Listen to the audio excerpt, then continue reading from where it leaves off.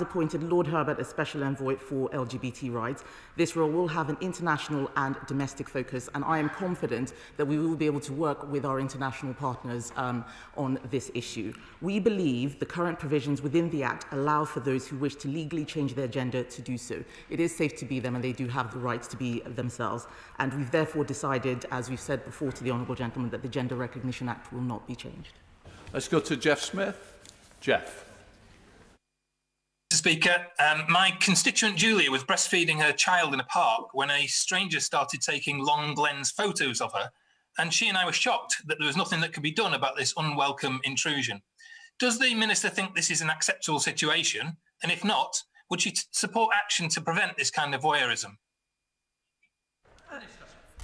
I thank the Honourable Member for raising this very, very important topic. Of course, this is totally unacceptable behaviour, and I hope he will welcome the Government's forthcoming Violence Against Women and Girls strategy that we will be publishing later this year, drawing in the views of more than 180,000 members of the public to help shape our policies for the coming decade. This is unacceptable, and we will deal with it. Order. That ends the questions.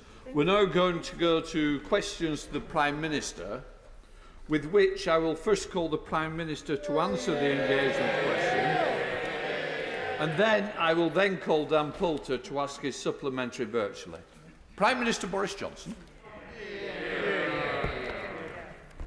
Mr. Speaker, the thoughts of the House will be with the family and friends of the Hillsborough 96 and the hundreds more who are injured following the decision by the court this morning. I know that the CPS has said they will meet with the families again to answer any questions they may have. Mr. Speaker, I know colleagues from across the House will want to join me in paying tribute to our former colleague Mike Weatherly, who sadly died last week. He was a dedicated parliamentarian and a fantastic servant to the people of Hove. Mr. Speaker, this morning I had meetings with ministerial colleagues and others in addition to my duties in this House. I shall have further such meetings later today. Let's go to Dr. Dan Poulter. Dan. Thank you, Mr. Speaker. And I draw the House's attention to my declaration of members' interests as a practising NHS doctor who's been working on the front line of the NHS during the pandemic. Now, my right honourable friend will be aware that the 2012 Health and Social Care Act resulted in local authority commissioning of addiction services. And 10 years later, almost all addiction services are now run by non-NHS providers. The result is that the numbers in alcohol treatment have fallen, many alcohol detoxes take place in an unplanned manner, and both opiate and alcohol deaths are at record levels. Would my right honourable friend agree with me that for the sake of patients, we must bring commissioning and provision of addiction services back to the NHS, and will he meet with me and experts in this field to discuss how we can get this right? Mr. Speaker, I want to thank my honourable friend for everything that he's done throughout this pandemic in the NHS, but also for raising this vital issue. And of course, I'm proud that we're seeing the biggest increase under this government in treatment for substance abuse for 15 years. But the specific points he raises, we will make sure that we address with Dame Carol Black, who is undertaking a review on drugs and treatment, and we will make sure that his point is fed in. Let's go to the Leader of the Opposition, Keir Starmer. Thank you, Mr. Speaker. Can I join the Prime Minister in his comments about Hillsborough and Mike Weatherby? Mr. Speaker, this morning the Prime Minister's former closest adviser said, when the public needed us most, the government failed. Does the Prime Minister agree with that? Mr. Speaker, the handling of this pandemic has been one of the most difficult things this country has had to do for a very long time. And none of the decisions have been easy. To go into a lockdown is a traumatic thing for a country. To deal with a pandemic on this scale has been appallingly difficult, and we've at every stage tried to minimise loss of life, to save lives, to protect the NHS, and we have followed the best scientific advice that we can, Mr. Speaker. Mr. Speaker, can I remind the Prime Minister that 1 year ago, almost to the day, he described his former adviser as, in his words, in every respect, acting responsibly, legally and with integrity. This morning, that same adviser has said that senior ministers fell, his words, disastrously short of the standards that the public has a right to expect of its government, and that lives were lost as a result. Does the Prime Minister accept that central allegation and that his inaction led to needless deaths?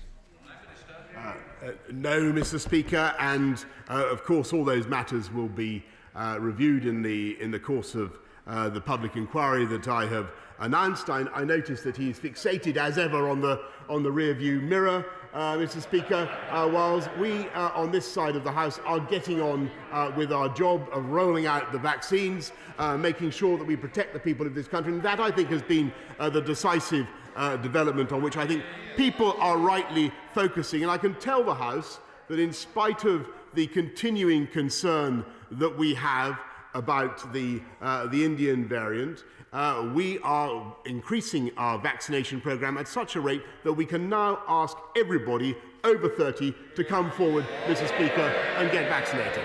Keir Starmer. Mr. Speaker, it's no good the Prime Minister attacking me.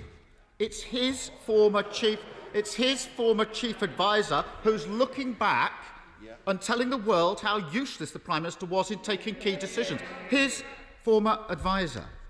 One of the most serious points made this morning is that the Prime Minister failed to recognise the severity of this virus until it was too late, dismissing it as, quote from this morning, another scare story, like the swine flu. Does the Prime Minister recognise that account of his own behaviour? And if so, will he apologise for being so complacent about the threat that this virus posed? Mr. Speaker, I don't think anybody could credibly accuse this government of being complacent about the threat that this virus posed at any point. We have worked flat out, Mr. Speaker, to minimise loss of life, to protect the NHS, while they have flip-flopped, Mr. Speaker, from one position to another, backing curfew one day, opposing it the next, backing lockdowns one day, opposing it the next, calling for tougher border controls one day, then saying that quarantine is a blunt instrument the next. Mr. Speaker, we have got on with the job of protecting the people of this country from one of the worst pandemics in living memory, if not the worst in living memory. We have turned the corner, and it is no thanks, Mr. Speaker, to the loyal opposition opposite. Keir Starmer. Mr. Speaker, I can see that the evidence of his former advisor is really getting to the Prime Minister this morning in that response. Another incredibly serious statement from the Prime Minister's former advisor this morning concerns the conduct of the Health Secretary, including an allegation that the Health Secretary misled other ministers and officials on a number of occasions. Now, I don't expect the Prime Minister to respond to that, but can he confirm from this morning's evidence,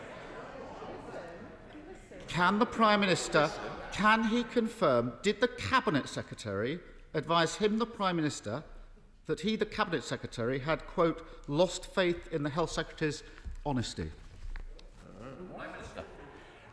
The answer to that is no, Mr. Speaker, and I'm afraid I haven't had the benefit of seeing the evidence that he's bringing to the House. But I must say that I think what the people of this country want us all to do is to get on with the delicate business now of trying to reopen our economy and restore people's freedoms, get back to our way of life by rolling out the vaccine. I would have thought that that was a much more profitable line of inquiry for the right honourable gentleman today. And that's why I think the people of this country want us to focus on.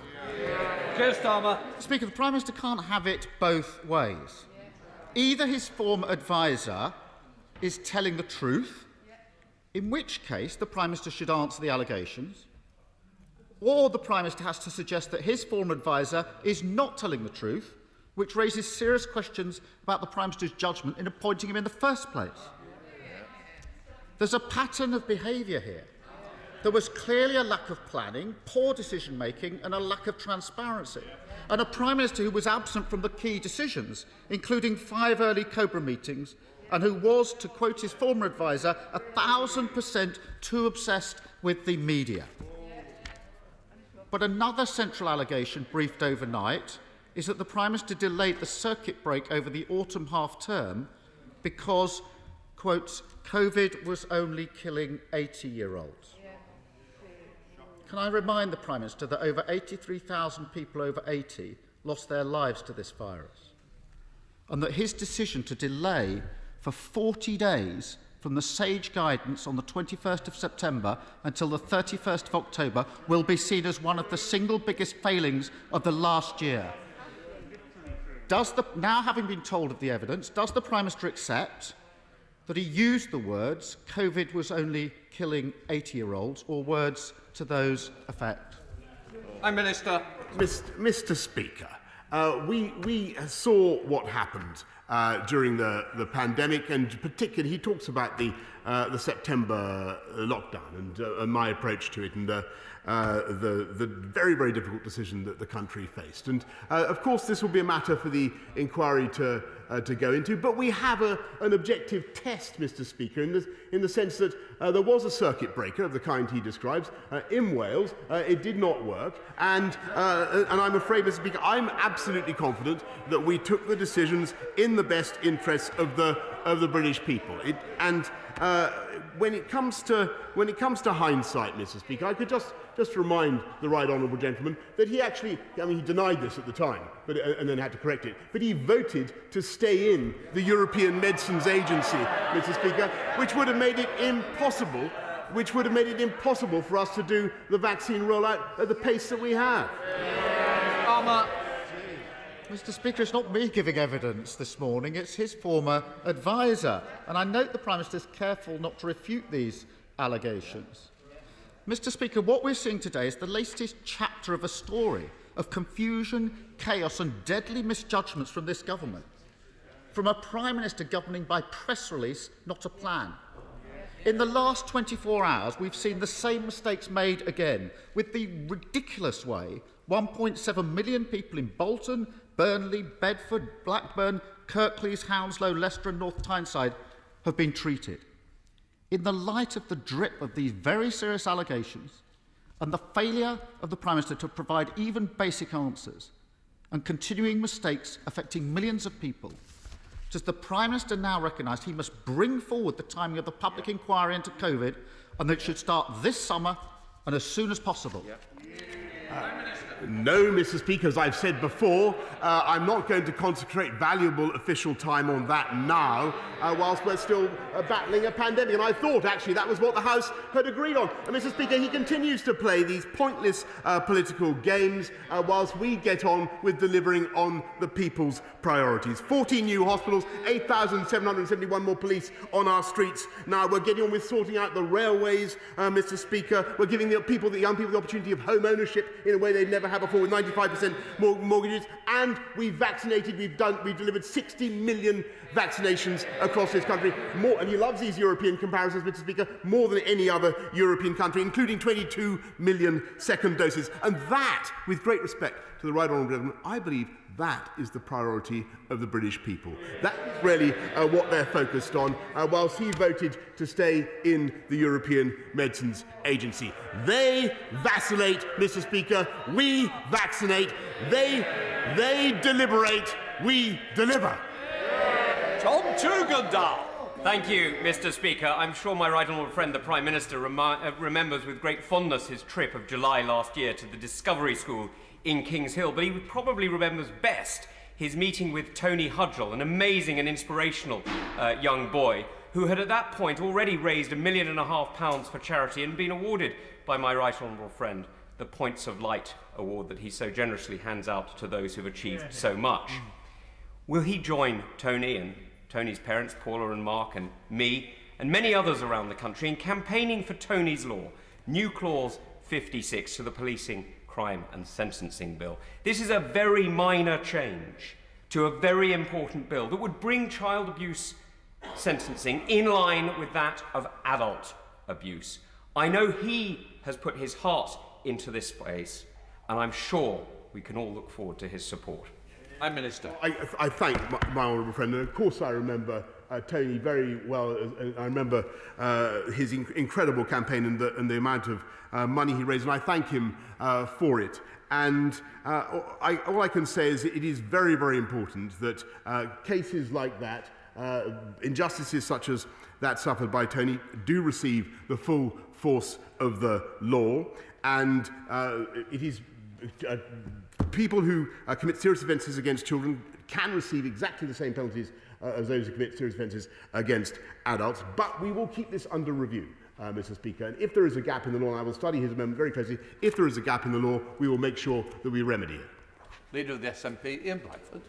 Thank you, Mr Speaker. And can I associate myself with the remarks of Prime Minister for those seeking justice for Hillsborough? To quote the song, "You'll never walk alone."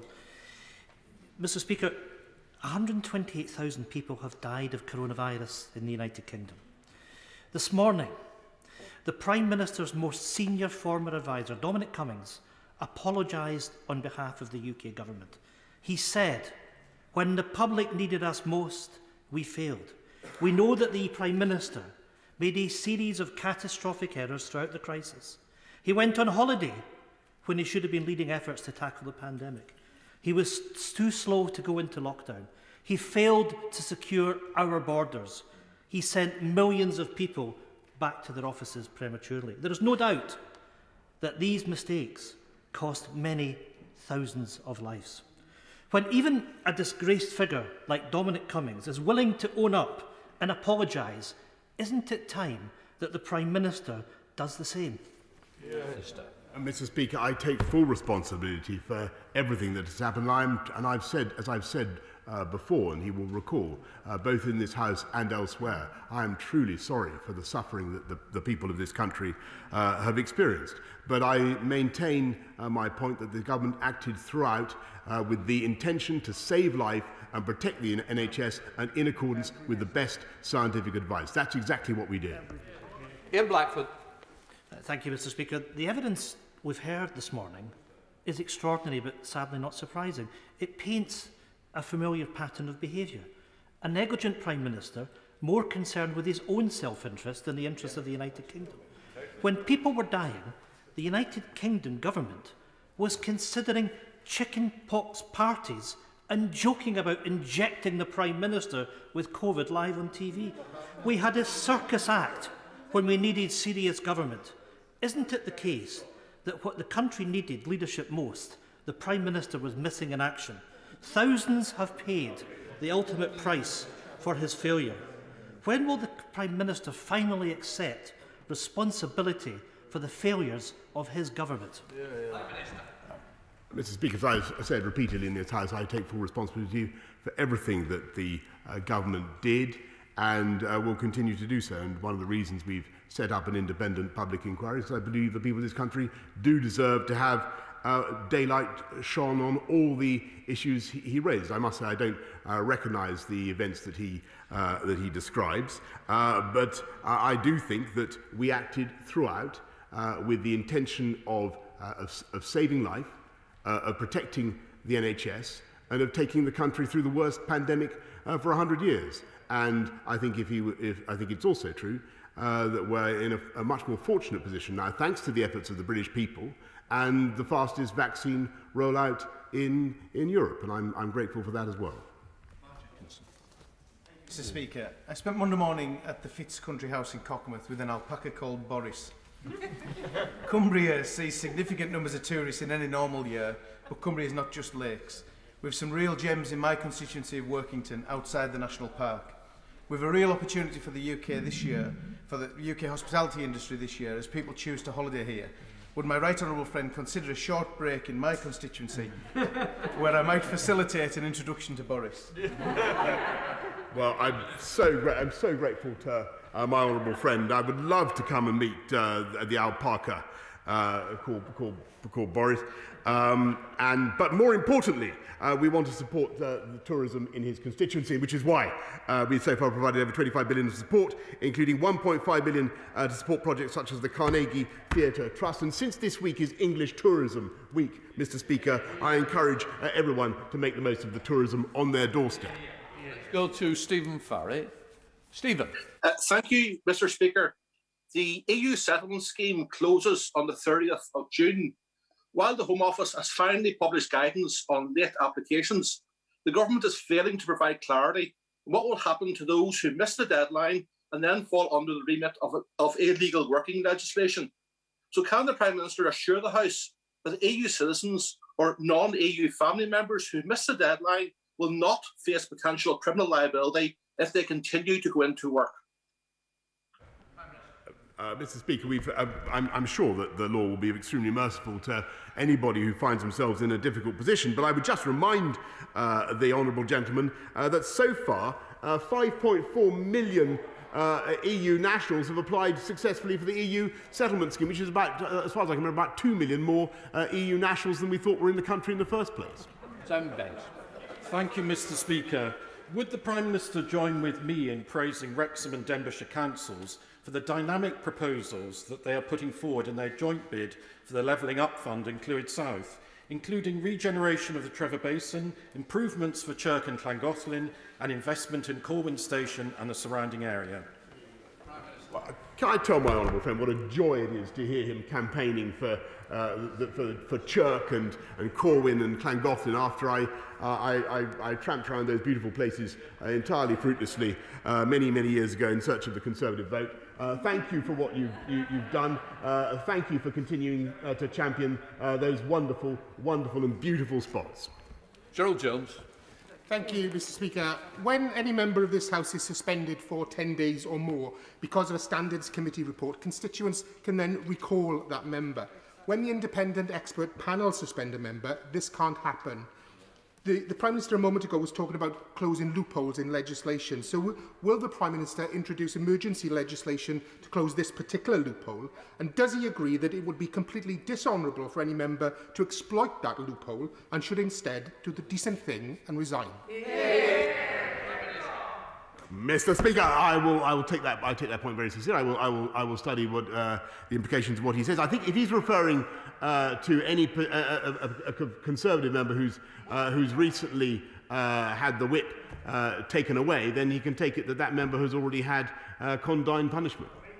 Catherine Fletcher. Thank you, Mr. Speaker. Last Thursday, about 1 o'clock in the morning, 3 young people popped out to Mackie D's, as you do. They noticed a Leyland shop massively on fire, and did they drive past? No. They rang the fire brigade, they stopped, they recruited a passerby, they climbed over fences and walls to raise the alarm for the residents living in the flats above them.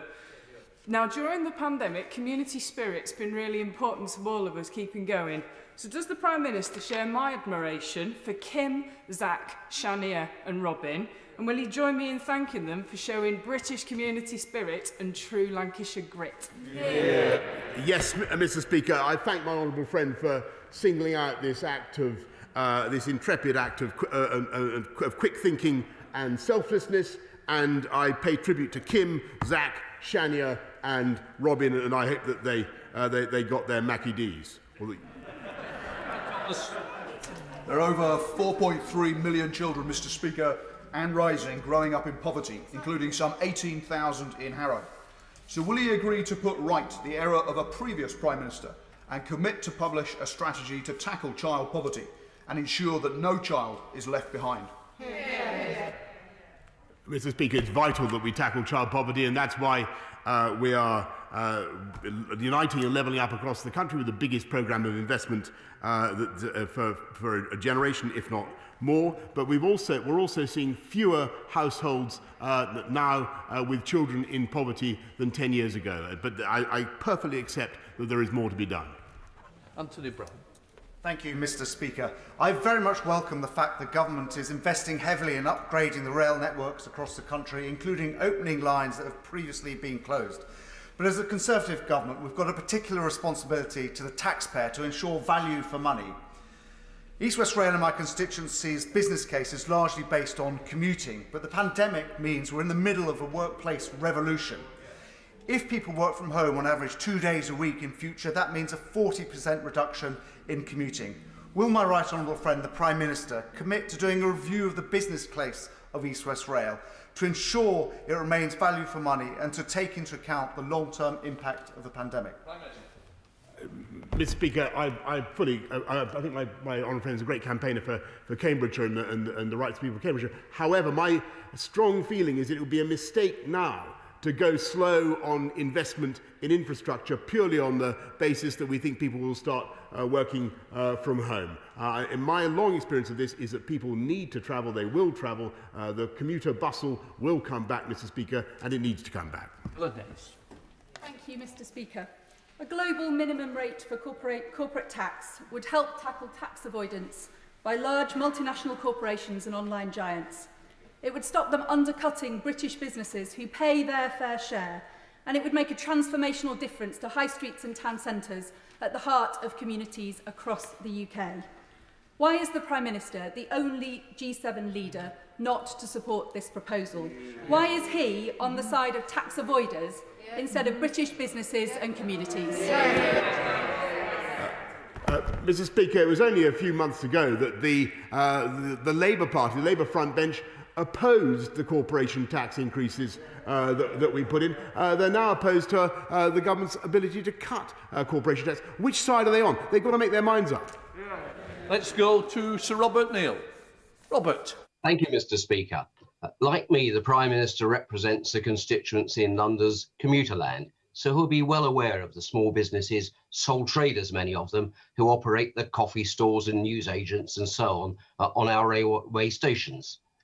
Their incomes have been absolutely decimated during the pandemic, but they're finding, like my constituent Sanjay Sharma at Chislehurst Station, that when they seek to get a reduced level of rent to reflect their reduced turnover, the train operating companies claim that the funding agreement put in place with the Department of Transport doesn't give them the discretion to do so. The department appears to say differently, and they've been going around in circles for months trying to get an answer. Will the Prime Minister use the authority of his office, please, to bang heads together and get a solution for them? Because if they go broke and we have empty units, that's no income for anybody. Mr. Speaker, I thank my right honourable friend. We introduced policy to provide rent relief for station businesses in March of last year. All train operators, including South Eastern in his constituency, are able to offer business support to their stations. I understand the point he makes about the discrepancy of views. Can I undertake him to arrange a meeting with him and the relevant minister to take it forward? Let's go to Rachel Maskell. Rachel. Thank you, Mr. Speaker. I have asked the Prime Minister a series of questions about charities. In November, he promised support. By March, he turned his back. But this month, he broke that promise, giving them nothing this winter. His words and deeds are as unfaithful as his principles and beliefs. There's neither the commitment to honour his word, the capacity to care, nor the compassion to act. Does the Prime Minister really believe that charity is all about supporting him and his lifestyle, or recognise charities now 10 billion in debt and struggling to survive need government support to help people in real need? Prime Minister. Mr. Speaker, I think charities perform an amazing and invaluable role in our society and in our lives, and we need them. And that's why we've supported charity shops throughout the lockdown with grants and with restart grants. And the roadmap means that those shops are now able to open again. But in addition, we had a £750 million targeted package of support for charities, helping more than 14,000 organisations across the country, including funding for hospices, homelessness charities and shelters for victims of domestic abuse and many others, Mr. Speaker. Peter Alders. Thank you very much, Mr. Speaker. The fishing industry in East Anglia has had a hard time of it in recent years. However, with Brexit done, albeit in a way that left many disappointed, there is now an opportunity to turn the corner. The Reef, that's the Renaissance of East Anglian Fisheries Strategy, sets out an exciting and ambitious programme for the future. Is the Prime Minister able to say how the government will work with fishing communities, such as that in Lowestoft, to revive the industry in East Anglia? Yes, Mr. Speaker, I thank my honourable friend for what he's doing to champion the fisheries industry in East Anglia. I like his reef plan. I think it's got lots of interesting ideas which we will take forward as part of our £100 million package to support the fishing industry and get ready to take advantage of those opportunities which are coming very, very swiftly down the track towards us. Ben Lay. Diolch, Mr. Speaker. NHS and social care staff in Wales are due to receive a £500 bonus in recognition of their hard work during the pandemic. But staff on universal credit stand to lose out due to the way in which the reward is recognised in regulations as earned income. So instead of receiving a thank you bonus at the end of the month, many NHS and social care staff will be punished with a deduction of up to 63% to the universal credit. Will the Prime Minister look to amend Regulation 55 of the Universal Credit Regulations to create an exemption to ensure that all NHS and social care staff in Wales benefit fully from this well-deserved bonus. Yeah. Minister. I'm grateful to him for raising that point, and of course I want to repeat my gratitude to the nurses of this country, the NHS and social care staff who've done incredible work throughout this pandemic. He makes a particular point about the UC, the taper in universal credit, and I will make sure that he has a meeting with the relevant minister who will set out the detail on the issue he's raised. Let's go to Jonathan Lord. Jonathan. Thank you, Mr. Speaker. On behalf of my constituent Seema Misra and other wrongly convicted sub-postmasters, I'm grateful that the vital inquiry of Sir William Williams into this scandal has now been given more teeth. However, there is widespread concern shared by Post Office CEO Nick Reed that the compensation received by the sub-postmasters who were party to the civil litigation at the High Court was simply not fair. Can I urge the Prime Minister to ensure that these civil litigant sub-postmasters will be included in the anticipated government compensation scheme? Prime Minister. I thank him for raising this issue. I might say a tragic case of injustice, and I've met some of the post office, the postmasters and sub-postmasters who've been affected by this miscarriage of justice. As he knows, the government wasn't party to the initial litigation nor the settlement that was agreed, but we are determined to ensure that postmasters, sub-postmasters are fairly compensated for what happened. Angus Brendan MacNeill. Mr. Speaker. Mr. Speaker, Brexit and Scottish independence are indeed very different, but referendums are much the same.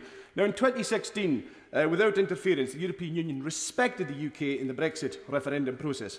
Unfortunately, the last Scottish referendum did not see Scotland get the same respect. London politicians promised Scotland a place in the European Union. Clearly, they won that referendum very clearly on broken promises. In the autumn, when the Scots Government has dealt with the health effects of the pandemic, the economic part are going to require independence, as Norway and Ireland prove. So, Prime Minister, will Scotland be shown the same respect in the UK as the UK got in the EU?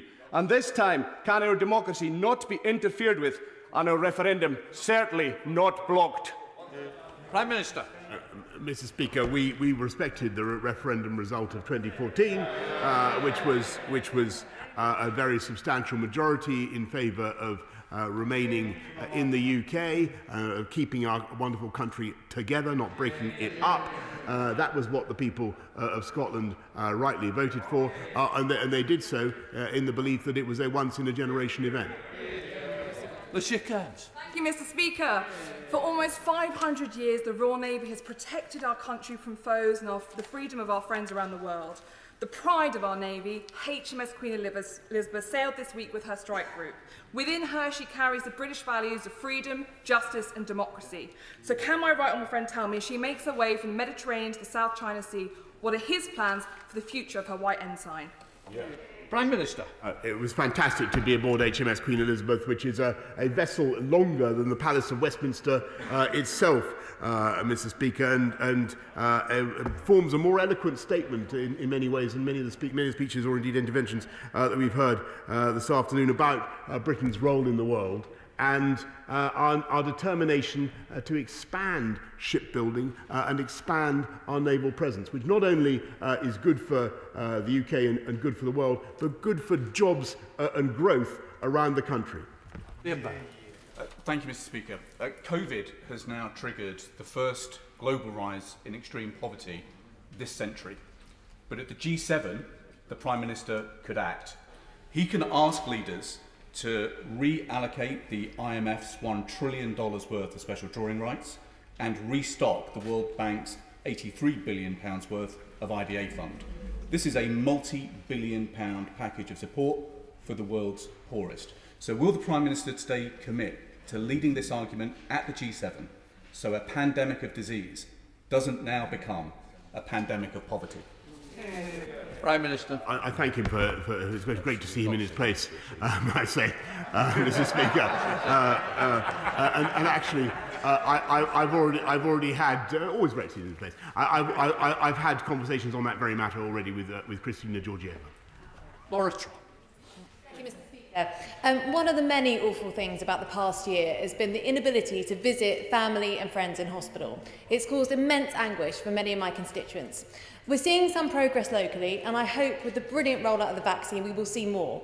But can the Prime Minister inform the House when we will see normal visiting hours resumed for all hospitals nationwide? Minister. I know she speaks for many, many millions of people who have wanted to visit loved ones, Mr. Speaker, and I know the anguish that they have felt. We need to balance those feelings, which are wholly legitimate and right, with the need to manage the risk of infection, as I know she understands very well, and will be updating the guidance as soon as it's possible to do so. Thank you, Mr. Speaker. Tala, 13, Rula, just 5 years old, her big sister Yara, aged 9. 3 Palestinian children killed in an Israeli airstrike. Shame. The Israeli military murdered 63 other children and 245 Palestinians in its recent assault on Gaza. Shame. The call for Palestinian freedom has never been louder, but this Conservative government is complicit in its denial. Exactly. It has approved more than £400 million in arms to Israel since 2015. So can the Prime Minister look me in the eye and tell me that British-made weapons or components weren't used in the war crimes that killed these 3 children and hundreds of other Palestinians? Prime Minister, we shouldn't use props, just to remind members. Mr. Speaker, I think that the whole House understands that nobody wants to see any more of the conflict, of the appalling conflict that we've seen in Israel and Gaza. And everybody wants to, I think we're all glad that there's now a ceasefire and a de-escalation. And as for the position of the British government, I think that it's probably common ground across most members of this House that what we want to see is a two-state solution. Mr. Speaker, that is what the UK government has campaigned for many, many years, and that continues to be our position. I'm now suspending the House for 3 minutes to enable necessary arrangements to be made for the next business. Order. They will.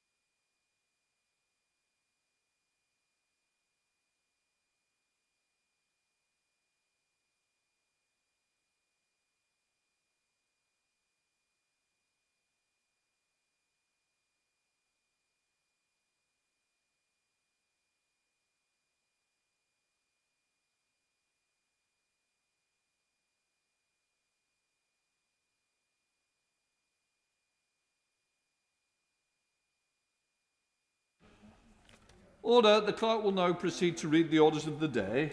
Environment Bill, as amended, to be further considered. Now. We begin with the Government New Clause 21, with which it will be convenient to consider all new clauses and amendments selected in this group as listed on the selection paper. I call Minister Rebecca Pow to move New Clause 21. Minister.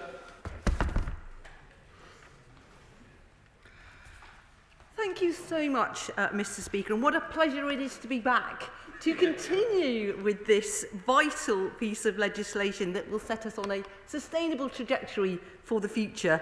And I know that so many colleagues have been looking forward to today, as indeed have I, with great anticipation. And whilst the journey of this bill may have seemed a little lengthy, Mr. Speaker, I would like to assure the House that we have not been resting on our laurels, and during this time a huge amount of really constructive, dedicated work has been going on, and I will just outline what some of that has been. A draft environmental principles policy statement, which will guide government in applying environmental principles, was published for consultation on the 10th of March this year. And on the 24th of March, we launched consultations on the deposit return scheme and the extended producer responsibility schemes for packaging. And these are really two key initiatives in the resource and waste measures of the bill. And we're working at pace to ensure that the OEP, the Office for Environmental Protection, will be operationally ready to stand up as soon as this bill receives royal assent. We've also announced that new measures to reduce the harm from storm overflows on our precious aquatic environment will be added in the other place. And at this point, I would absolutely like to pay tribute to my right honourable friend, the member for Ludlow, for his really dedicated work on this issue. It's been a tremendous joint effort, I believe. But today, I will very quickly accept an intervention. You also pay tribute to Surfers Against Sewers, who have done a marvellous job in lobbying and achieving a great outcome. Thank you for that. And actually, I'm really pleased you made that intervention, because of course I would like to pay tribute to Surfers Against Sewage, who have played a key role in all this for such a long time. And coming from the southwest as I do, I very much know about the good work that they do. Anyway, today, Mr. Speaker, we are debating the nature parts of the bill, and this provides a framework of measures to support nature's recovery in line with the ambition set out in our 25-year environment plan. I can see an intervention coming up, and I will give way briefly. I'm extremely grateful to the Minister for giving way. She will know that England significantly lags behind the other countries in the UK in terms of tree planting to help tackle climate change. She will also be aware that there is no ring-fenced component to the Nature for Climate Fund for innovative, green-minded local authorities such as my own in Harrow to put in bids so that we too can play our part in increasing tree coverage. I thank him for that intervention, and as he will know, or I hope he does know, we launched our tree action plan just last week, and that sets forward all of the raft of measures we will use to enable us to plant our commitments and our targets on tree planting, which is 30,000 hectares by the end of this Parliament. There are measures in that action plan, and also we've allocated £500 million from the Nature for Climate Fund. So I would say that is a huge commitment to tree planting in this country. I'm going to continue. The bill also contains a coherent package of new duties, tools and support to drive improvement for nature. So that's a 10% biodiversity net gain requirement on new development, a strengthened duty on all public authorities to conserve and enhance biodiversity, and they'll be able to do a lot of that tree planting my honourable member has referred to, local nature recovery strategies which will form the building blocks for a much wider national nature recovery network, species conservation strategies and protected site strategies to improve conservation outcomes for habitats and species, targeted measures to protect existing trees and plant new ones, so back to trees again there, and due diligence requirements to prohibit larger UK companies from including forest risk commodities in their supply chains. And I will always give way to my honourable friend from Northern Mr Speaker, the Minister is always very kind, and I appreciate her very much, and thank you for giving way. Can I say, Minister, there's an amendment forward, Amendment 41, which will give enforcement to planning councils and local bodies to ensure that any illegal tree felling that takes place will not be allowed to happen. Is it the intention of the Minister and Government to support that amendment if it becomes forward? Because I believe the Minister and I both agree. We both love trees and we wish to see plenty of them. So will that happen? Thank you. I thank him for that. And if he stays in the chamber, Mr Speaker, he will hear what I'm going to say about trees. And no, he wouldn't want to leave. Of course he wouldn't. And he won't be able to now.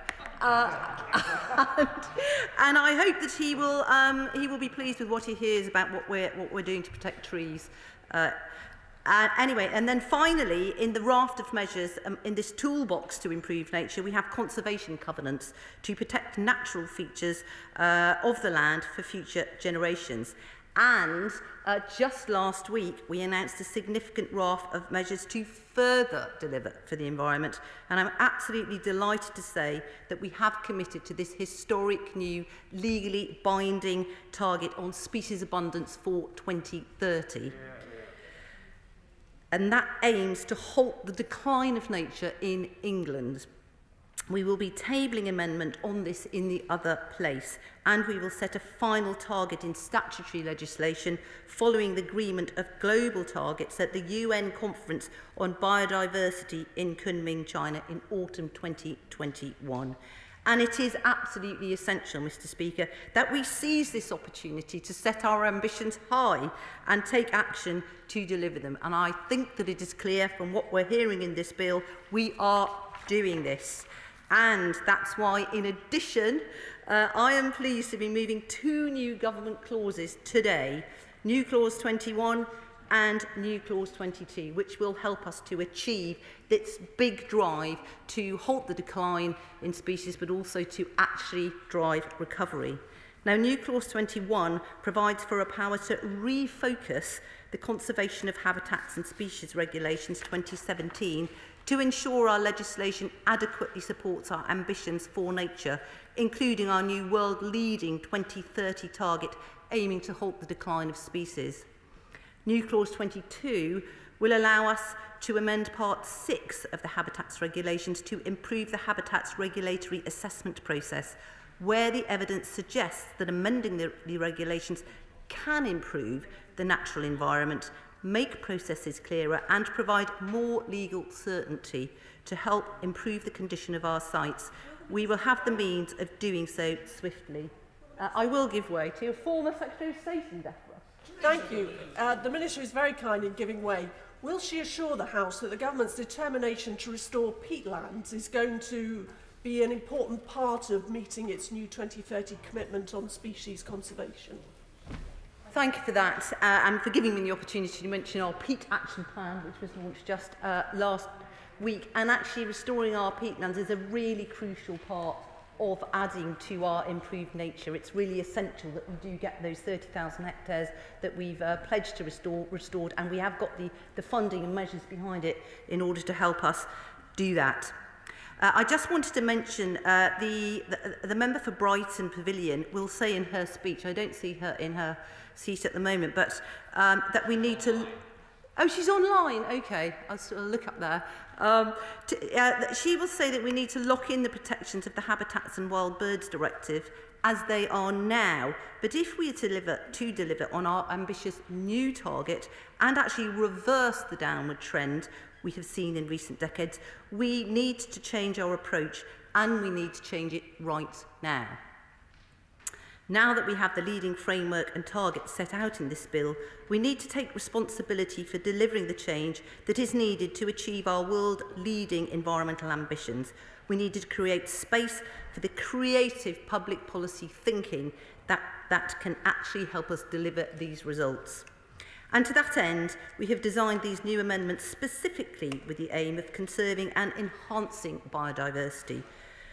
Under subsection 10 of new clause 21, the power to amend regulation 9 can only come into force from the 1st of February 2023, once we have set the biodiversity targets and conducted the first review of the Environmental Improvement Plan, as provided for in Part 1 of the bill. We have also been explicit that powers can only be used if they don't reduce the existing level of environmental protection. We will consult closely with conservation groups, the OEP and others. The clause will also require us to explain to this House how the use of the power would maintain the level of environmental protections provided by the Habitats regulations before any regulatory changes are made, and of course the House will have the opportunity to vote on any reforms.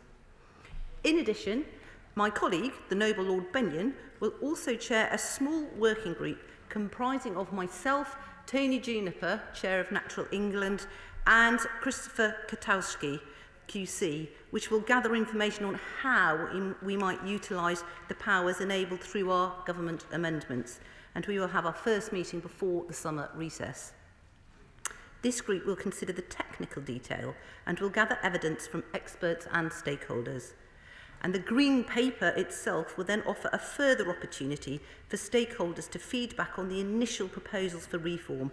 We will consult with the new OEP on any proposals we develop before any regulatory changes are made. On the theme of habitats protection, my right honourable friend, the member for Epsom and Ewell, who I'm so pleased to see sitting in his place, is right to raise the very important issue of protection of species like the hedgehog, Mr. Speaker. We all love a hedgehog, don't we? But I've released lots of rescue hedgehogs into my garden, Mr. Speaker. Now, the existing legislation focuses on deliberate harm against species which on its own does not properly address the very real challenges that species like declining numbers like hedgehogs face. It's a priority for us to provide the legislative protections and policy interventions needed for our wildlife, including for declining species such as the hedgehog, and to deliver our 2030 target on biodiversity. He will therefore be pleased to learn that I have instructed my department, as part of our Green Paper, to begin a review of this legislation with a view to enhancing and modernising it. We intend to publish and seek views on our conclusions in the Green Paper later this year, and I give him an absolute commitment that this work will encompass the issues that he has raised, and I know he will be speaking about today, and that the final outcomes will ensure that we provide the kind of support that is desperately needed to reverse the decline in hedgehog numbers. And thank him in advance for really championing this cause, because I think the hedgehog needs a champion. Now, along with climate change, biodiversity loss is the defining challenge of our generation. Ensuring our protected sites can be restored to good condition, functioning properly as reservoirs for wildlife, and protecting our most vulnerable habitats and species is absolutely critical to delivering on our environmental ambitions. But I will very briefly go away. Thank you very much. And I congratulate the Minister on seeking to improve this bill. I think that's excellent. There are 4 amendments being put down, 2 from me, 1 from the right honourable friend from Chipping Barnet, and also from Basingstoke, that address specifically tree preservation orders, more protections, closing loopholes for SSSIs. Would the government please listen closely to those amendments, and if they think they're worthy of support, as I think they are, will they please incorporate them or ensure that they are incorporated in the other place? Thank you.